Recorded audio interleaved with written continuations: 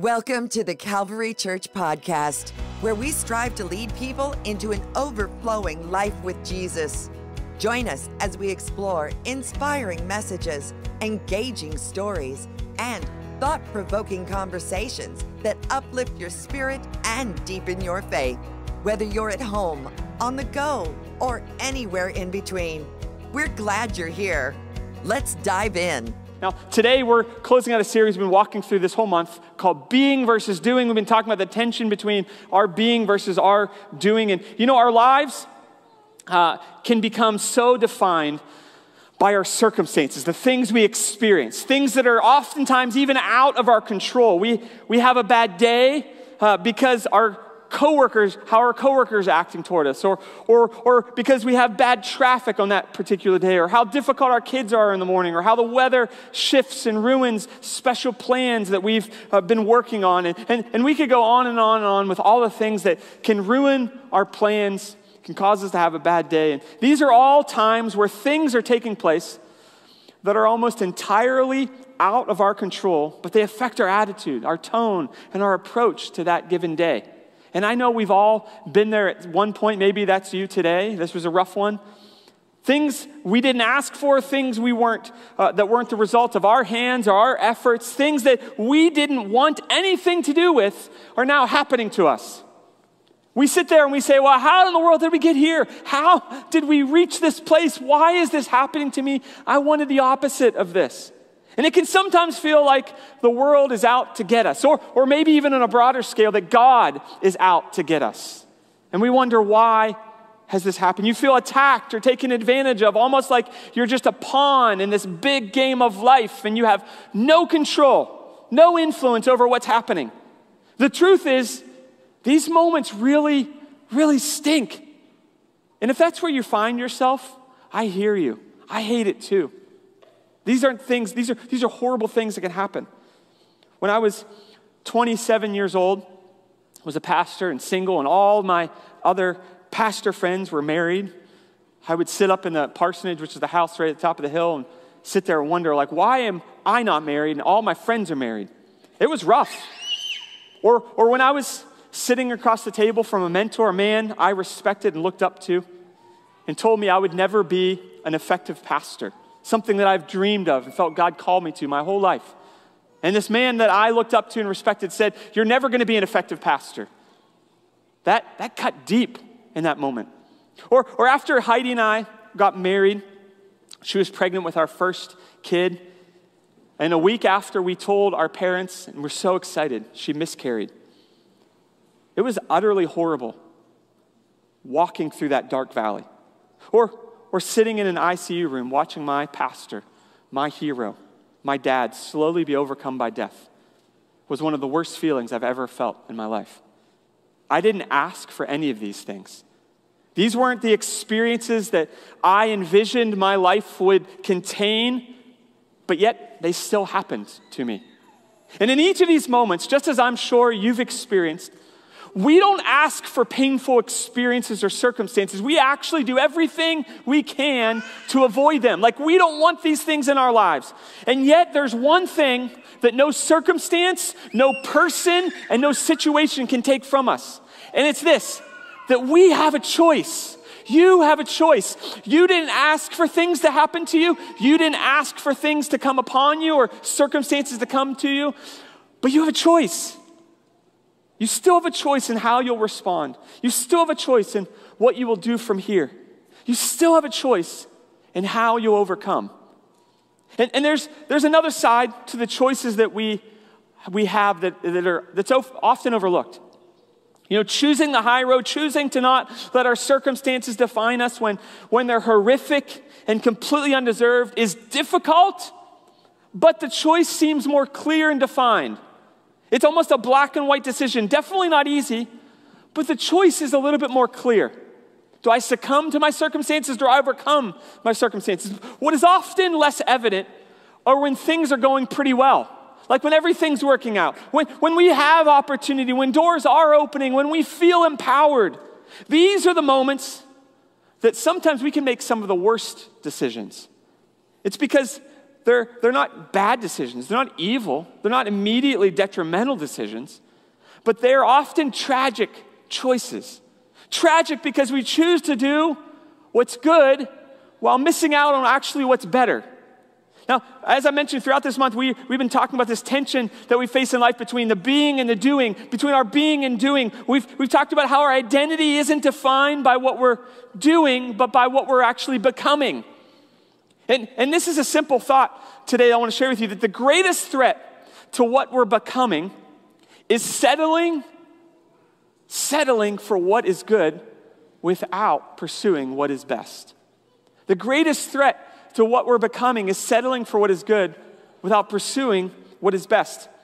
In his book, Good to Great, author Jim Collins makes this profound statement that good is the enemy of great. Good is the enemy of great. Now, in the book, if you've read the book, if you haven't, the book is really more about business and business leaders. And it's true in business that good is the enemy of great. It's also true in leadership in any form that good is the enemy of great, that you settle for good, you'll never experience great. But it's also true in our lives that good is the enemy of great. Your greatest threat to becoming the man or the woman that God created you to be ultimately isn't difficult circumstances that are out of your control. It's not even obstacles that you can't overcome. It's settling for what is good while missing out on what is better. This doesn't mean that we walk through life with FOMO, fear of missing out, but that we don't settle for good while missing out on what's better. At the end of the story we've been walking through, and if you haven't been with us this whole month, we've been walking through the end of Luke chapter 10, this story, this amazing story of two sisters, Mary and Martha. And in this story, Jesus and some of his disciples have come to the home of Mary and Martha in Bethany, which is outside of Jerusalem. And Martha opens their home for them to find a place of rest at their home. And the conversation and interaction that happened during Jesus' visit to Mary and Martha's house has been showing us how we can respond to the internal tension that we all experience between our being and our doing. We love to be defined by our doing because it's measurable, it's visible, people can see it. But our lives ultimately are shaped by what we're becoming, not simply what we're doing. Now, let's read this story we've been walking through verse by verse, one final time this month. And here's where we're at, Luke chapter 10, verse 38. Here's what it says. As Jesus and his disciples were on their way, he came to a village where a woman named Martha opened her home to him. She had a sister called Mary who sat at the Lord's feet listening to what he said. But Martha was distracted by all the preparations that had to be made. She came to him and asked, "Lord, don't you care that my sister left me to do all the work by myself? Tell her to help me." Maybe you've been there. You're like, does anyone see what I'm doing? I'm exhausting myself and no one seems to care. This is what Martha's saying. Jesus responded, "Martha, Martha," the Lord answered, "you are worried and upset about many things, but few things are needed. Or indeed, only one.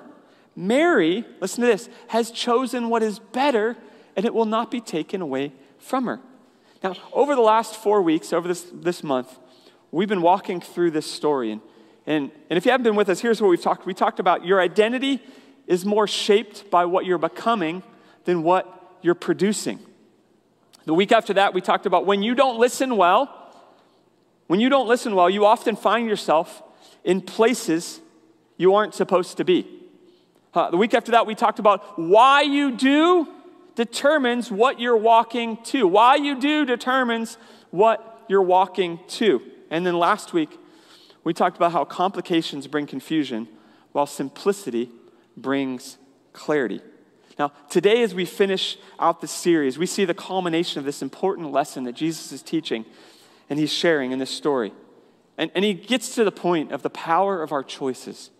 You see, your life will be most shaped by your choices in the good moments and in the bad moments. In other words, what you're becoming will be most influenced by the decisions you make day after day. And the question is, are you choosing what's good or what's better? I want to give you a little illustration here, if you guys are cool with an illustration. Imagine this is your life, okay? I'm not going to do this is your life on drugs, but you get the idea. This is your life. And in your life, you make some big decisions, don't we? You know, everyone's big decisions are different. Maybe it's like what career? Hopefully I don't break this. There we go. What career? Are you going to go this direction or that direction? Are you going to go to college or start a career? What are you going to do as you become an adult? Maybe for you it's whether or not you get married and who you marry. That's a big decision, right? Where you're going to live. Where you're going to live. What are you going to come live in Irwin? Are you going to move to the West Coast? Are you going to buy a house, rent an apartment? Where are you going to live? Decision of maybe are you going to have kids or not? You have these big decisions. These are decisions that you wrestle with. You pray about, hopefully. You seek wise counsel about, and you deliberate over. You don't just knee-jerk make decisions like that necessarily. These are big decisions that we make, and our lives so often become defined by those really, really big decisions, don't they? And they are shaped by them. But then there's all these little decisions we make. And all these little decisions that we make, we think they're really insignificant. What's my attitude when I'm at work? What am I going to do with just not the big chunks of money, but the little chunks of money with my life, like the little excess stuff, the extra stuff? How am I going to interact with my neighbors? Am I going to interact with my neighbors? Do I just ignore them? What are the things that I do on a daily basis that define my marriage or define me as a parent? How's my life going to look? And over time, all these little decisions start to add up. And we love to think that our lives are defined by the big things we do. But our lives are actually shaped more by the little decisions we make. The things that we do little by little, piece by piece, one little kernel at a time. Life is being shaped. We overlook the little decisions. We forget how important our decisions are. One good decision instead of a better decision isn't that big of a deal. But 1,000 of them, now you start making a difference between one and the other. And this is what Jesus is talking about. What Jesus is talking about isn't that what Martha was doing was horrible. Here's what it said in verse 41. It says, "Martha, Martha," Jesus said, "you are worried and upset about many things." He wasn't saying you're doing something wrong or evil. Here's what he said in verse 42. "But few things are needed, or indeed only one. Mary has chosen what is better, and it will not be taken away from her." He's saying Martha was doing good things, even healthy things. They weren't destructive, but she wasn't making bad choices. But she was making choices that were neglecting what was better. There was a better way. We often view this like we're in maybe a court of law. We make a case for why our good choice is a valid choice. And although our lives may not be going before a jury, we kind of approach it oftentimes like that. Mary did this in verse 40. She said, she came to him and asked, "Lord, don't you care that my sister has left me to do all the work by myself? Tell her to help me." What's she doing? She's making a case for herself. "Look at all the stuff I'm doing. Do you see everything's clean? Do you smell the food that's cooking? Did you notice there's a place for your shoes? Did you notice that I cleaned your feet when you came in because that was a custom at the time? Did you notice all the work that I'm doing?" She's making a case for herself. In other words, we oftentimes do this. I built the case. It would definitely hold ground in front of a jury of public opinion. Everyone would totally agree with me that I'm doing important things. I'm helping. I'm working hard here. As I said a couple weeks ago, Martha was practicing this Jewish value called haknesut orhim, which is Hebrew meaning Jewish hospitality. It was a value. It was like a core of Jewish practice. If you put 100 Jewish women in the exact same situation that Martha was in, at least 99 of them would have probably done the exact same thing. She was doing something good. She was doing something that's acceptable. She was doing something that's culturally appropriate. But Jesus is saying it's not about what everyone else thinks. It's not even about what is simply good, but what is honoring to the life that God created you to live.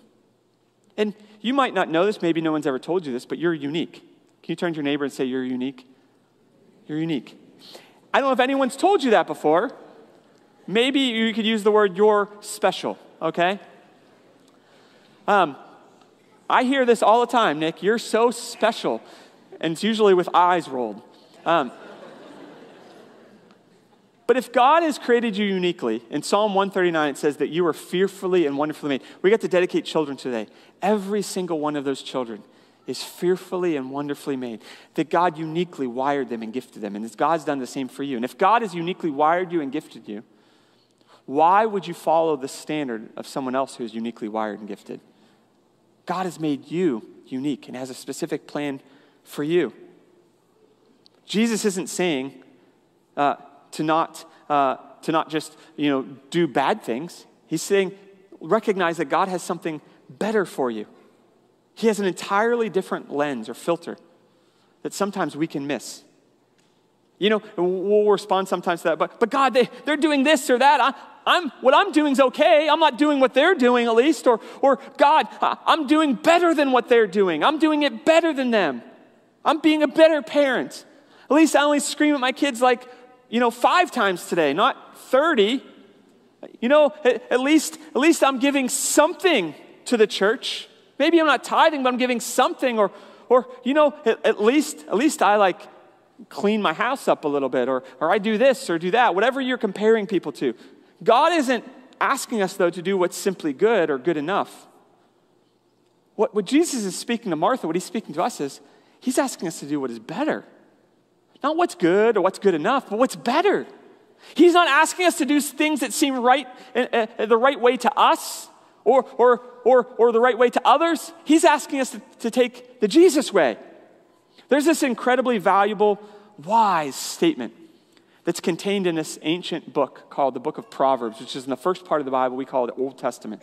And in Proverbs chapter 14, verse 12, it says this: "There is a way that appears to be right, but in the end, it leads to death." There is a way that appears to be right, but in the end, it leads to death. What does that mean? It means that our perspective on something isn't always the right perspective. It seems right. What you're viewing and what you're seeing is right. But sometimes life throws these optical illusions at us, doesn't it? Like, man, that looked like it was going to work out. I've told this story, and I apologize if you hear it again. It's just this time of the year, and it comes back to me. When I was a youth pastor, we had a fireworks tent. This was like the worst decision I think I've ever made in my life, to do a fireworks tent. As a youth pastor here at Calvary, I didn't have a budget, so I was trying to raise money so we could do good things for the youth, okay? Good intentions. All my youth pastor friends were like, "Nick, if you need to make a lot of money, fireworks tent is the way to go." I'm like, deal. I'm on board.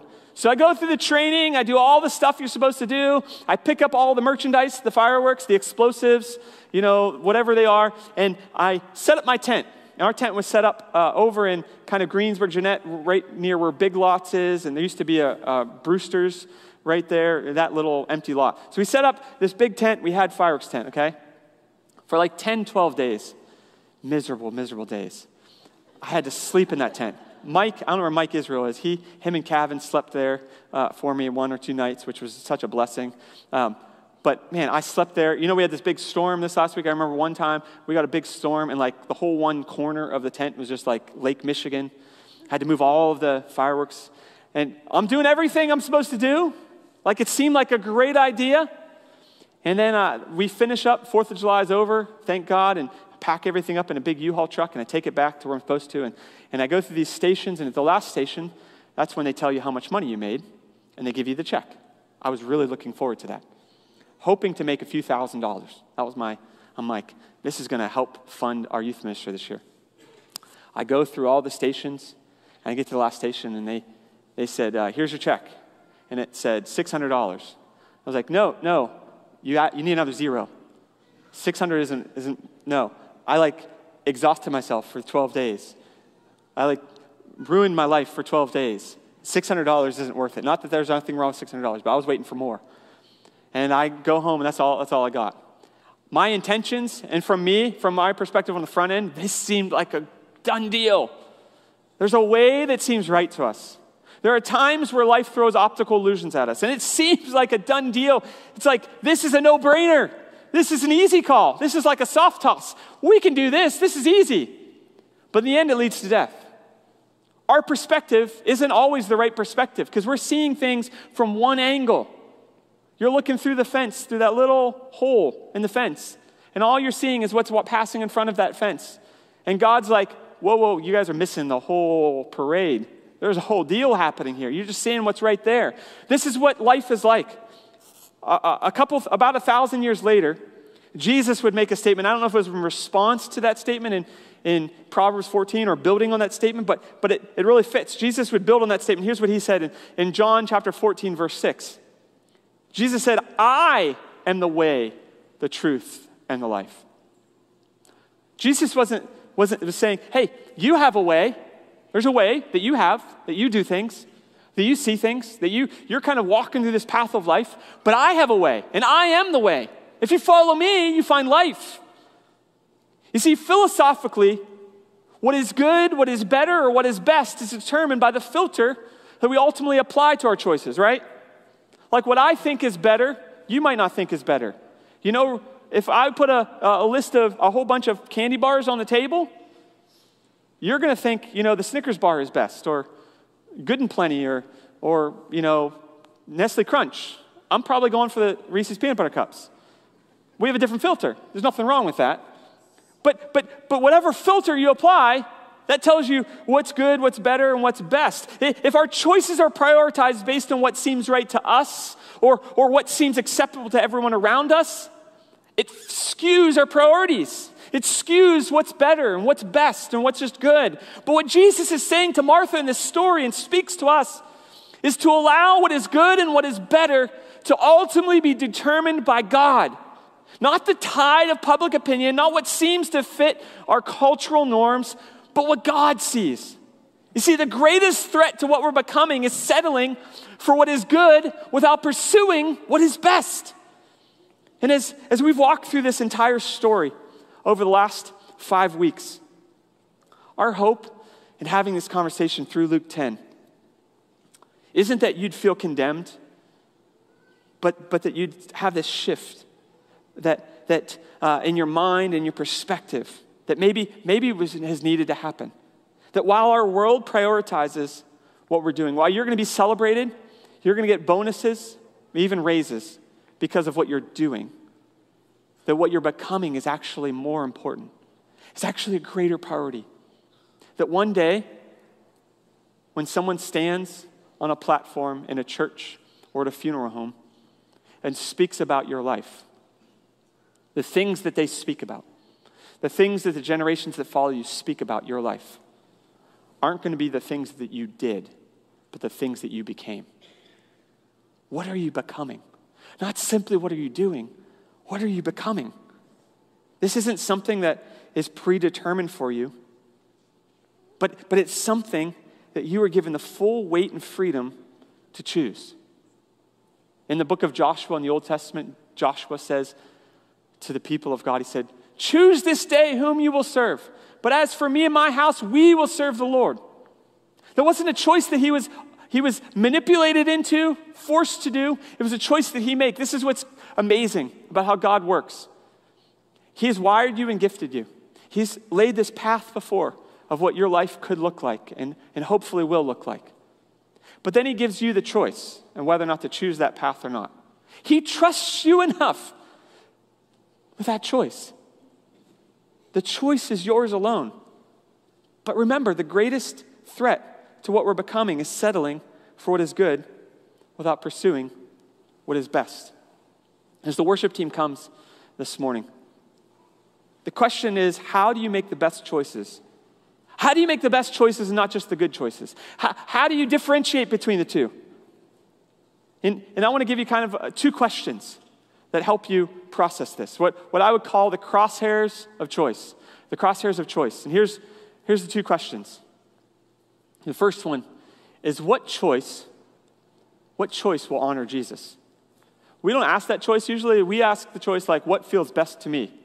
What's going to bring the best result to me? That's not usually a good choice, okay? Back to candy. Sorry to keep coming back to this.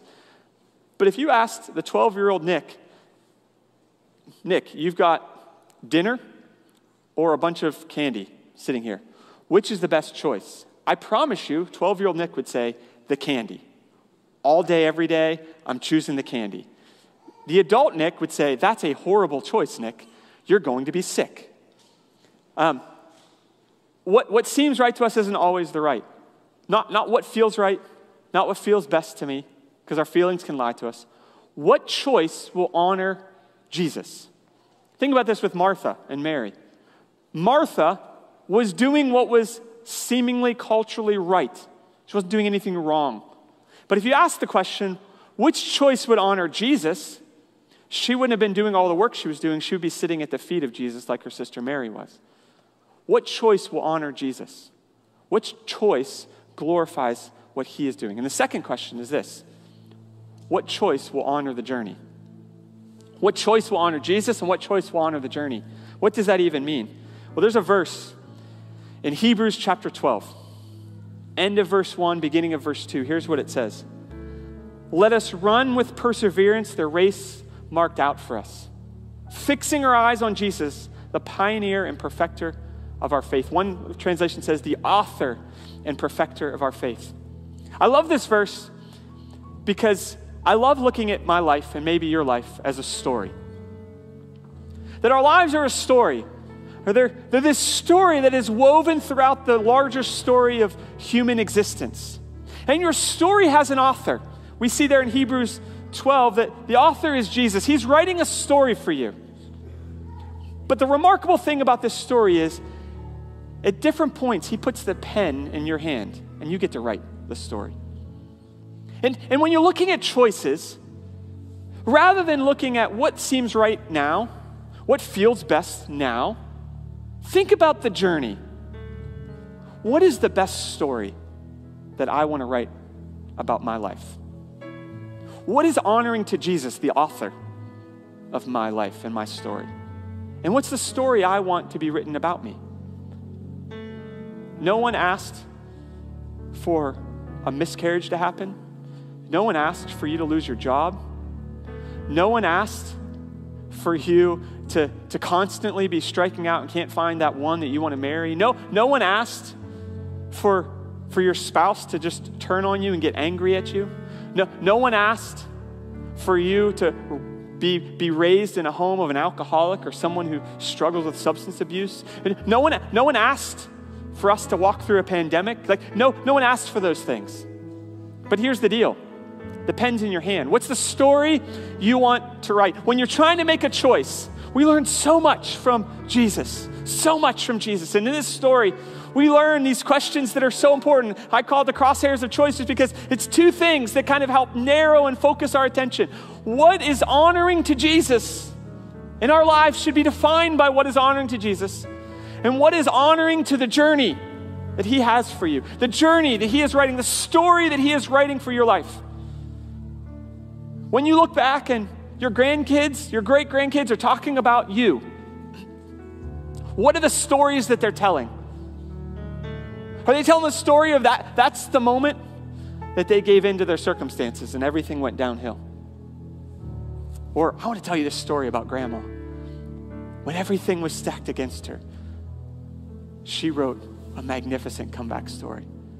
This is the story that's written. When you're writing a story, when you're making a choice, don't choose what is simply good. Choose what is better. God isn't simply choosing what is good.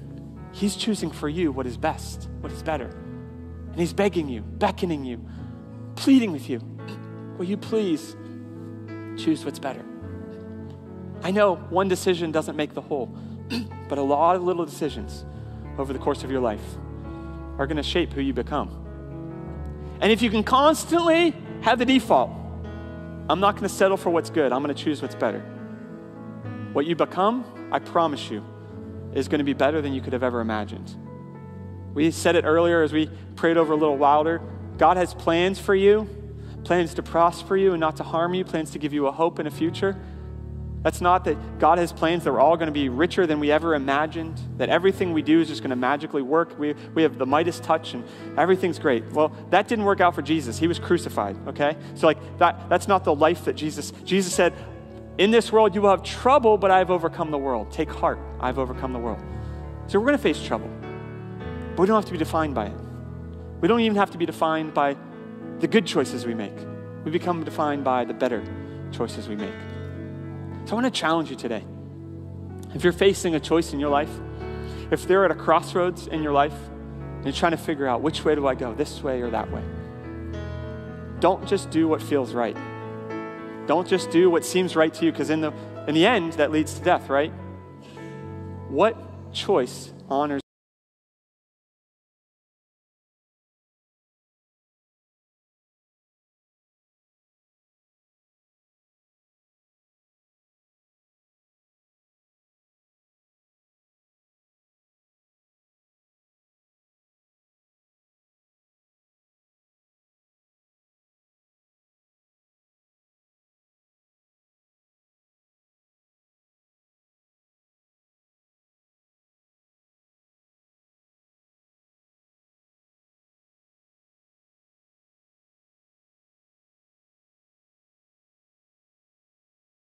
simply who God is, but also discovering who you are?